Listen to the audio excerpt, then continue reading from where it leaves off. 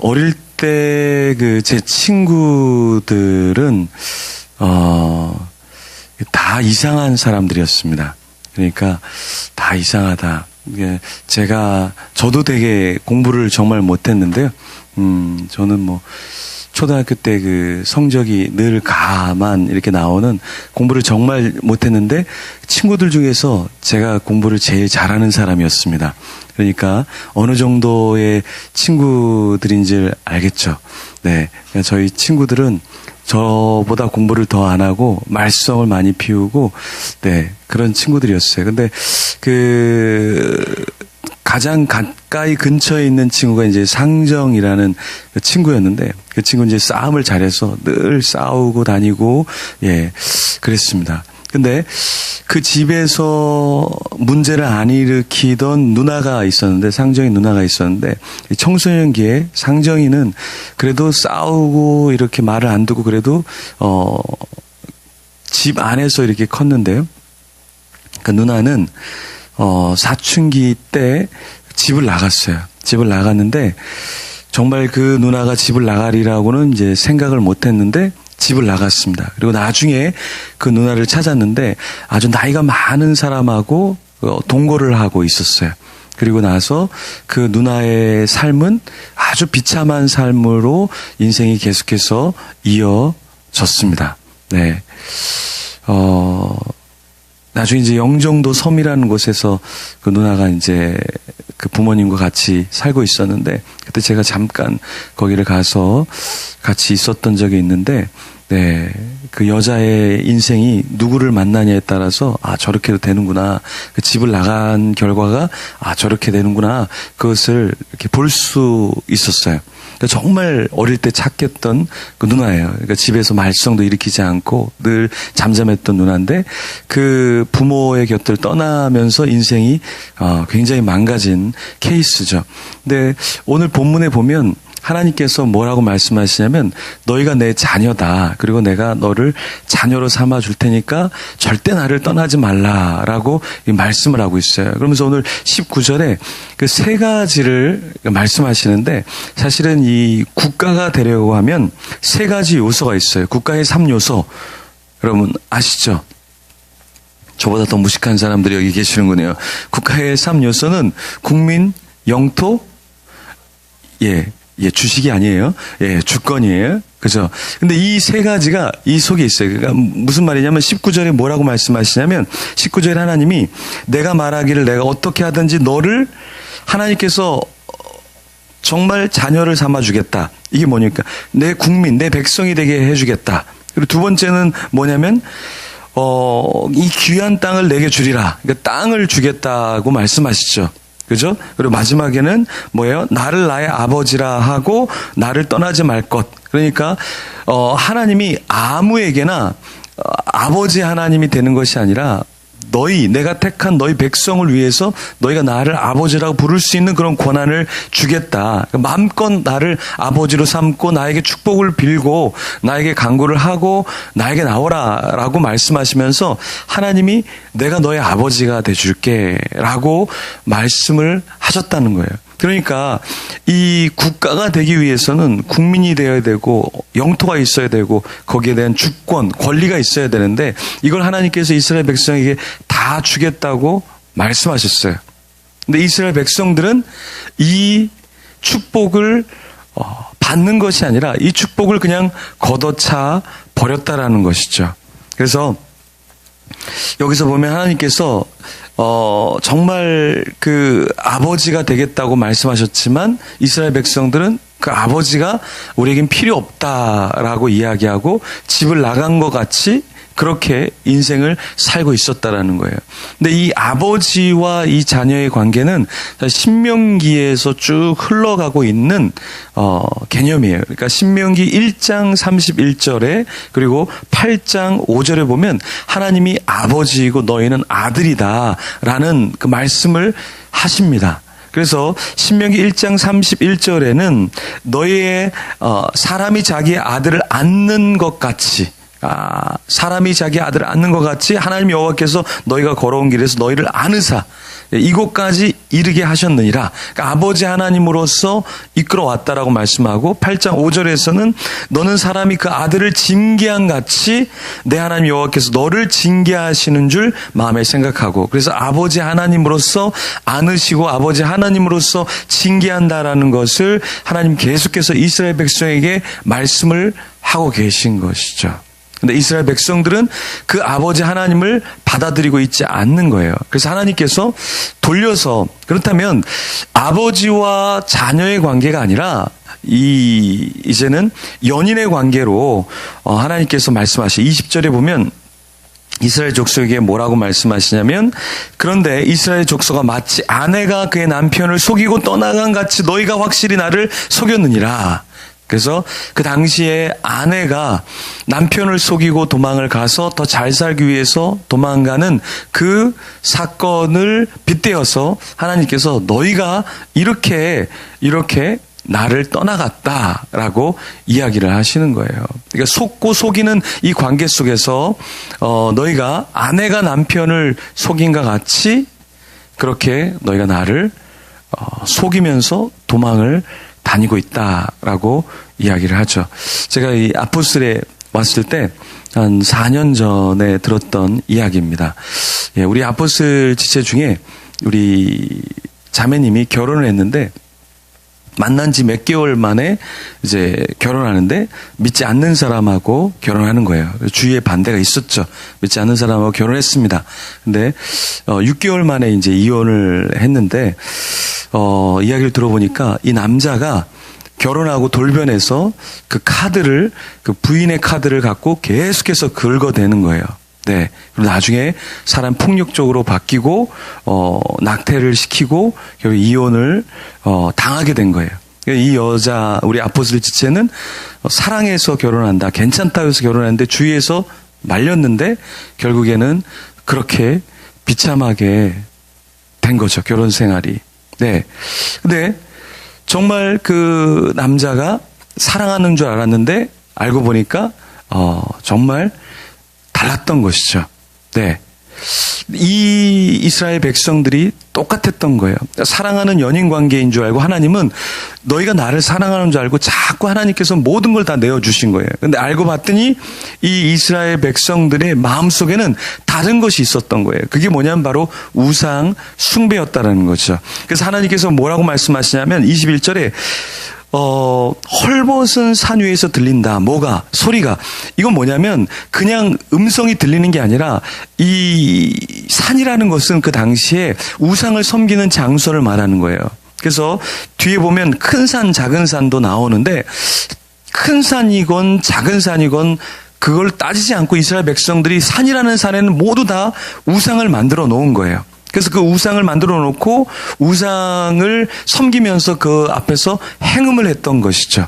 그래서 이 본문에서도 21절에서 소리가 헐벗은 산 위에 들린다라는 것은 무엇이냐면 여호와 하나님을 섬기기 위해서 거기서 예배하는 소리가 아니라 우상을 섬기면서 행음하는 소리를 말하는 것이에요.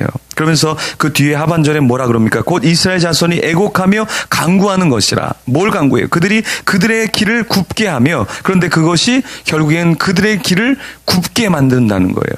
꼬이게 만든다라는 거죠. 그래서 하나님 여호와를 버렸음이로다.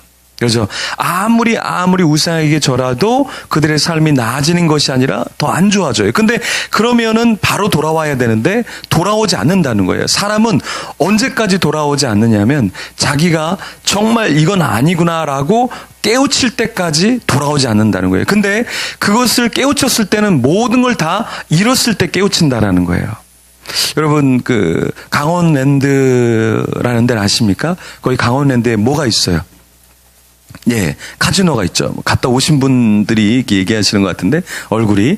예, 카지노가 있는데요. 그 카지노 그 강원랜드 주위에는 고급 외제차들이 즐비해 있답니다. 그런데 그 특징이 뭐냐면 고급 외제차를 들고 오지만 그 고급 외제차들이 길가에 서 있는 채로 놓여지고 사람들은 나중에 교통수단을 통해서 집으로 돌아가거나 모텔에서, 호텔에서 죽는다는 거예요. 수많은 사람들이 죽고 수많은 사람들이 가져온 차를 담보로 돈을 급 빌려서 그걸로 노름을 하다가 결국에는 차도 잃고 빚도 지고 모든 걸 다 잃어버리고 죽는다라는 거예요. 그래서 그 게임 또 도박 거기에 중독에서 빠져나오는 단계가 뭐냐면 자각의 단계거든. 자각. 근데 그 자각을 하기 위해서는 모든 걸 다 잃었을 때 건강을 잃거나 돈을 잃거나 가족을 잃거나 무엇인가를 잃었을 때 사람이 그때서야 내가 돌아가야겠구나. 그렇게 느끼기 시작하고 깨닫기 시작한다라는 거예요. 그래서 사람이 스스로가 자각하게 하는 것은 비참한 거예요.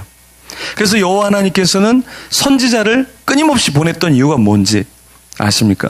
그들이 비참하게 스스로 깨닫기 전에 먼저 하나님이 사랑하셔서 깨닫게 해주시는 거예요.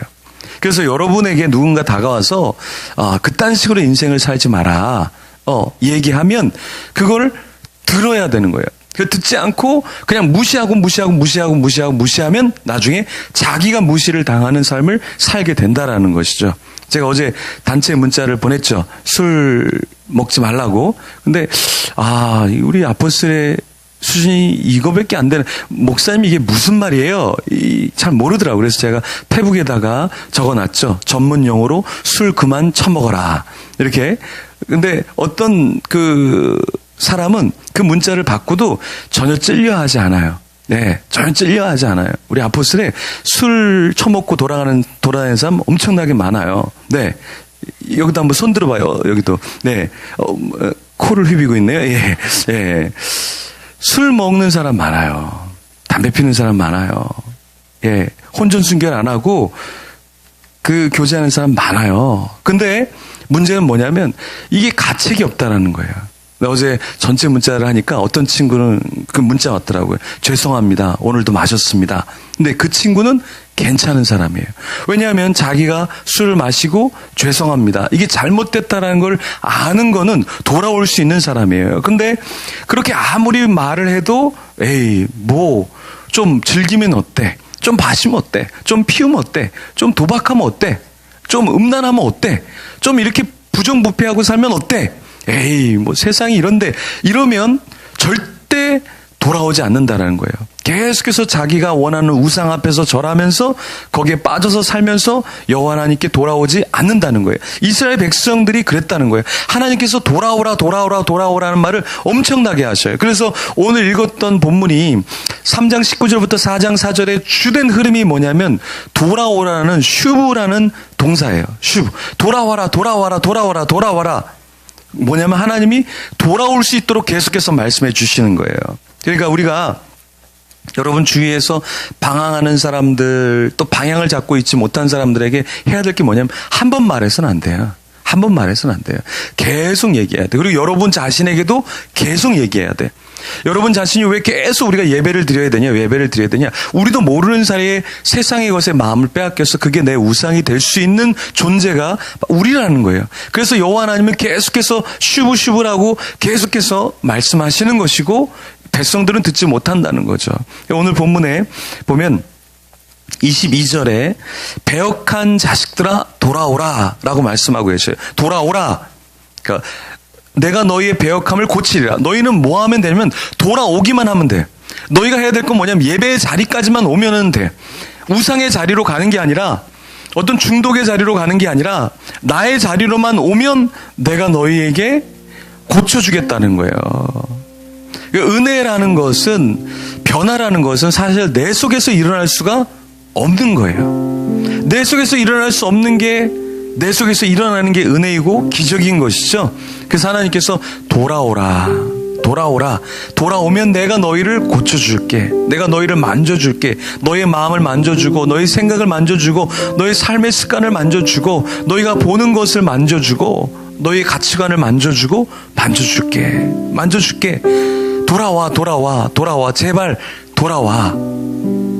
근데 백성들은 뭐냐면 그 여호와 하나님의 그 말씀, 여호와 하나님이 그렇게 말하는 가치, 의도, 축복, 그걸 전혀 모르는 거예요. 왜요? 그게 흔하니까. 늘 하나님은 돌아오라 그러니까. 늘 기다려 주시겠지. 이렇게 해도 괜찮겠지. 모르는 거죠. 하나님의 뜻, 하나님이 말씀하시는 그 끝이 무엇인지를 알지 못하는 거예요. 네, 지혜로운 자는 그걸 아는 거예요. 하나님 돌아오라는 음성을 들었을 때, 아, 내가 돌아가야 되는구나.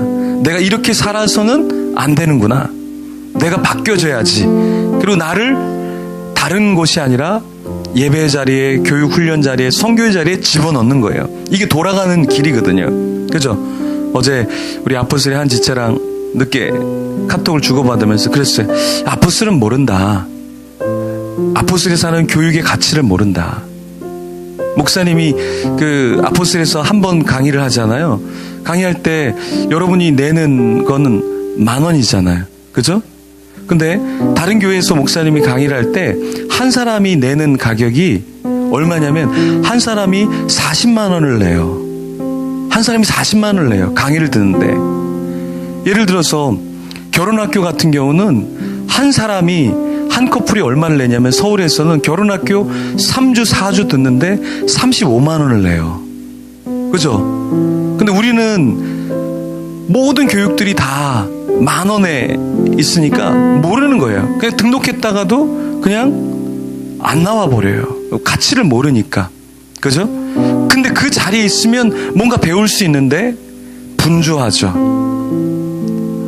마음을 다른 곳에 두고 있죠.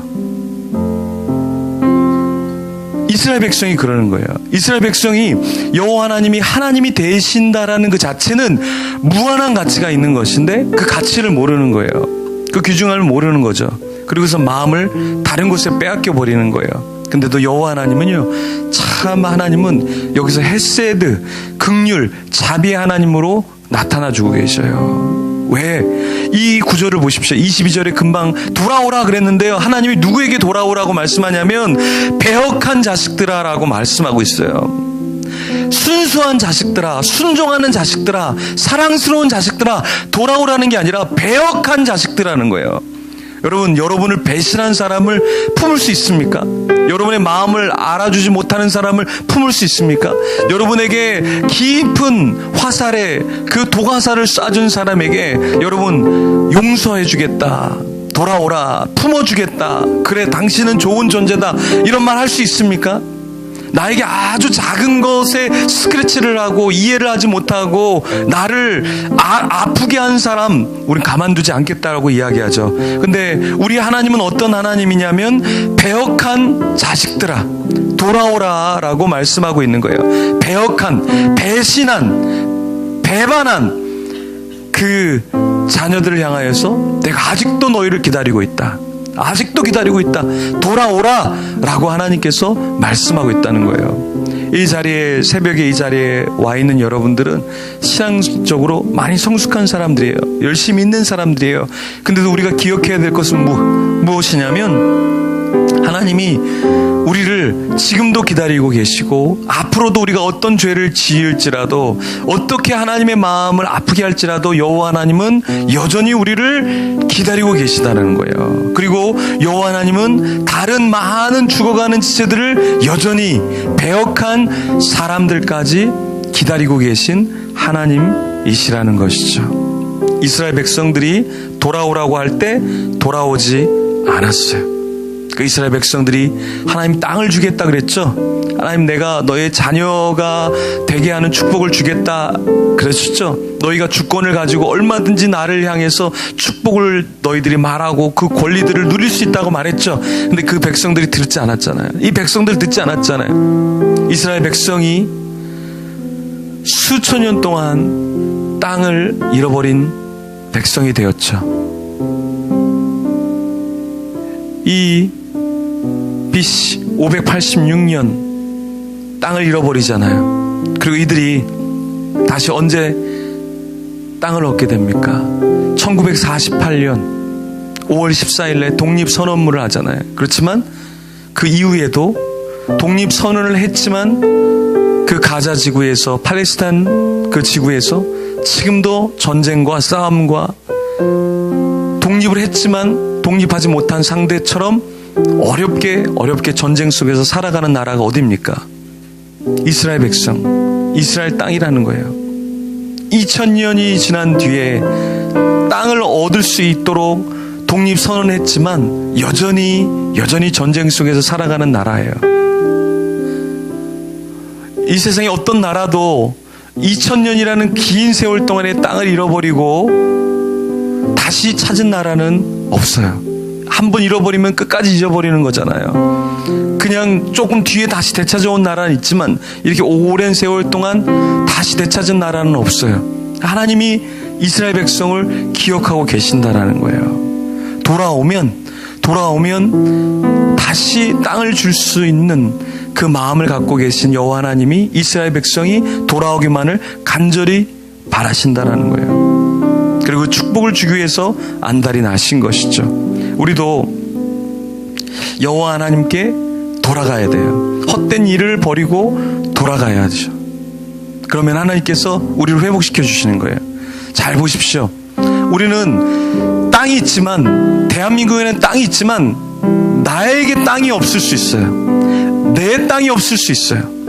내가 원하는 땅, 내가 원하는 것이 나에게 올 수 없는 존재가 될 수 있다는 거예요. 왜요?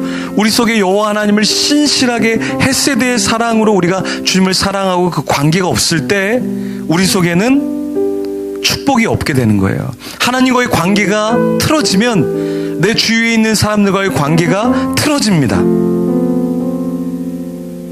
여러분, 왜 내가 땅이 없는 자처럼 황량한 대지 위에 사는 자처럼 그렇게 살아갑니까? 내 안에 다른 우상이 있기 때문에 그래요. 하나님보다 더 사랑했던 것이 있기 때문에 그래요. 내 속에 다른 마음이 있기 때문에 그래요. 내 속에 정한 마음이 없기 때문에 그런 것이죠. 우리는 앞으로도 땅을 차지할 수 없는 사람이 될 수도 있어요. 언제요? 내가 우상을 섬기고 있을 때, 내가 세상의 것에 마음을 둘 때 그럴 수 있다라는 거예요. 그래서 23절에 작은 산들과 큰 산 위에서 떠드는 것은 참으로 헛된 일이라. 하나님 섬기지 않고 예배하지 않고 하나님 바라시는 그 비전을 위해서 살지 않고 그냥 나의 소욕을 위해서 나의 생각대로 살아간다면 그것이 헛일이라고 본문은 말씀해주고 있어요. 이스라엘 백성들은 그렇게 헛되게 살았어요. 그들은 결국에 땅을 잃어버렸죠. 하나님이 땅을 잃어버리게 하신 이유가 있어요. 여호와 하나님을 바라볼 수 있도록 그들이 그토록 원했던 성공과 쾌락을 하나님께서 멈추게 하신 거예요. 그들이 쾌락할 땅이 없어요. 그들이 누릴 땅이 없어요. 그 땅을 기반으로 성공을 하고 번창해야 되는데 하나님이 그 땅을 가져가신 거예요. 그들이 그렇게 원했던 것을 가져가신 것이죠. 여러분이 그렇게 원했던 것, 여러분이 앞으로 그렇게 원하는 것, 그것을 하나님대로 가져가실 수 있어요. 왜? 우리가 허망한 것에 마음을 둘 때, 헛된 일에 모든 신경을 쓸 때 우리는 그것을 잃어버릴 수밖에 없단 말이에요. 많은 사람이 건강을 잃어버리고 하나님께 와요. 사업에 실패하고 하나님께 와요. 관계에 실패하고 하나님께 와요. 그래도 우리가 여호와께 돌아간다면 그것은 그 시점부터가 축복의 시간인 것이에요. 잃어버려서 진짜 잃어버리지 않아야 할 여호와 하나님을 우리가 간구하고 있고 만나고 있고 섬기고 있다면 다시 똑같이 그 땅을 우리가 잃어버리지 않기 때문에 그렇다는 것이죠. 오늘 본문에서는 청년의 때로부터 잃어버렸던 양떼, 소떼, 자녀들 다시 잃어버리지 말라 그래요. 이스라엘 백성들은 우상을 섬기면서 더 많은 걸 얻어야 되는데 소떼를 잃어버렸어요. 양떼를 잃어버렸어요. 자식들을 잃어버렸다는 거예요. 우리도 다 잃어버릴 수 있다는 거예요. 내가 좋아하는 것, 내가 원하는 것만 추구하다가 정말 하나님이 나에게 맡겨주신 소떼와 양떼도 잃어버리고 자식들도 잃어버리고 배우자도 잃어버리고 많은 것을 잃어버릴 수 있다는 거예요. 다른 것에 마음을 둘 때, 하나님이 원하시는 것에 마음을 두는 것이 아니라 다른 것에 마음을 둘 때 다 잃어버릴 수 있다는 거예요. 여러분, 목회하면서도 많은 걸 잃어버릴 수 있어요. 목회의 일, 목회에 빠져서 가정을 잃어버릴 수도 있어요. 건강을 잃어버릴 수도 있어요. 하나님을 잃어버릴 수도 있어요. 목회를 하는데, 하나님을 섬기는데 그럴 수 있는 게 인간이라는 거예요. 그래서 우리가 하나님과의 관계가 되고 하나님이 멈추라 그러면 멈추고 하나님께서 원하시는 길로 나아갈 때, 목회든 사업이든 인생을 살아가는 모든 일에 있어서 하나님이 말씀하시는 거기서 멈추고 하나님과 함께 할 때 가정이 또 내 주위가 온전하게 설 수 있다라는 것입니다. 오늘 이스라엘 백성이 하나님께서 돌아올 때 주의사항 4가지를 말씀하셔요. 첫 번째는 목전에서 가증한 것을 버려라. 돌아오려거든, 정말 너희가 돌아오려거든 4장 1절에 뭐라 그러냐면, 정말 내가 돌아오려거든 어떻게 하냐면 나의 목전에서 가증한 것을 버려라. 우상을 버려라. 두 번째, 진실 정의 공의로 여호와의 삶을 두고 맹세하라. 여호와 하나님 앞에서 정말 맹세하면서 하나님 내가 결단하라는 거죠. 결단하면서 주님 앞에 나가야 된다라는 거예요. 그리고 세 번째는 묵은 땅을 갈고 가시덤불에 파종하지 마라. 가시덤불에다가 씨앗을 심으면서 하나님 이거 왜 안 납니까? 이거 왜 안 키워집니까? 하지 말고 묵은 땅을 기경하라는 거예요. 우리 안에 있던 묵혀졌던 땅들, 새벽 예배 기경하셔야 돼요. 말씀 읽고 훈련 받는 건 여러분의 삶에서 기경하는 작업이 필요하다는 거예요. 그냥 묵은 땅으로 계속해서 묵게 놔두는 것이 아니라 계속해서 우리를 뒤집어 엎어야 되는 거예요. 뒤집어 엎어야 되는 거예요. 자꾸 배우면서 자꾸 노력하면서 하나님 앞에 나아가려고 해야 되는 것이죠. 마지막으로 뭐냐면 스스로 할례를 행하며, 이 할례는 마음 가죽을 베라 그랬어요. 마음 가죽을 베라 그랬어요. 이게 할례라는 거예요. 육체적인 할례를 말하는 게 아니라 심령 속에 새롭게 되는 그 할례를 받으라는 거예요. 스스로 할례를 행하라고 말씀하고 있어요. 그리고 여호와께 속하라라고 말씀하고 있습니다. 여러분 삶에서 오늘 하루도 스스로 할례를, 스스로 바울이 자기의 몸을 쳐서 복종시켰던 것처럼, 할례를 받는다는 것은 피가 나고 할례를 받는 건 힘겨운 것이죠. 근데 우리가 하나님 앞에 나아갈 때 정결함을 위해서, 하나님의 자녀가 되기 위해서 그냥 가만히 게으르게 살아가는 것이 아니라 내 마음에 할례를 행하도록 과감하게 묵은 땅을 기경해버리고 하나님 앞에서 내가 섬기던 사랑하던 그 우상을 제하여 버리고 여호와께 돌아갈 때 우리가 회복함을 받는다는 것입니다. 오늘 하루도 기도하는 중에 순간순간 이 말씀들을 떠오르면서 주님 앞에 돌아가고 회복함을 받은 뒤에 정말 축복을 이 땅에서 누리는 우리 아포스리 되기를 간절히 축원합니다. 우리 시간에 같이 기도하겠습니다.